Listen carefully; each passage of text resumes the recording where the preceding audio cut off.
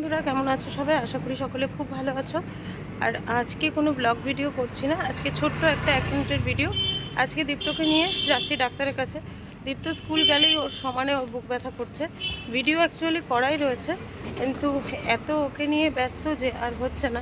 ওর বুকের সাইডে একটা ব্যথা সবসময় হয়েই চলেছে। তো সেই জন্য কালকে ডাক্তারকে দেখিয়েছি।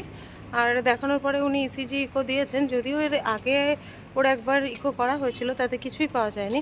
হয়তো বা ব্যথাটা ডাক্তার বলছেন যে মাসেল পেনই হবে বা গ্যাসজনিত কারণেই হবে। হ্যাঁ বলো।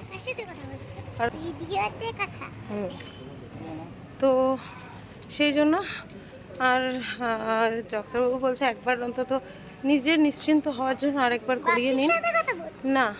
সেই জন্য একবার একটা ছোট্ট মতো টেস্ট করিয়ে নিচ্ছি। যাচ্ছি এখন হচ্ছে দমদমে টেস্ট করাতে।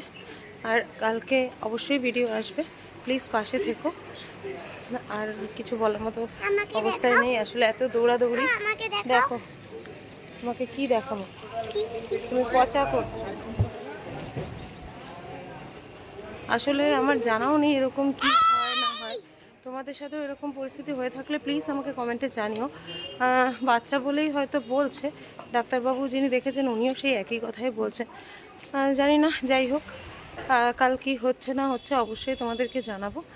চলো, সকলে খুব ভালো থেকো, সুস্থ থেকো। আজকের মতো এখানেই ব্লগটা শেষ করলাম।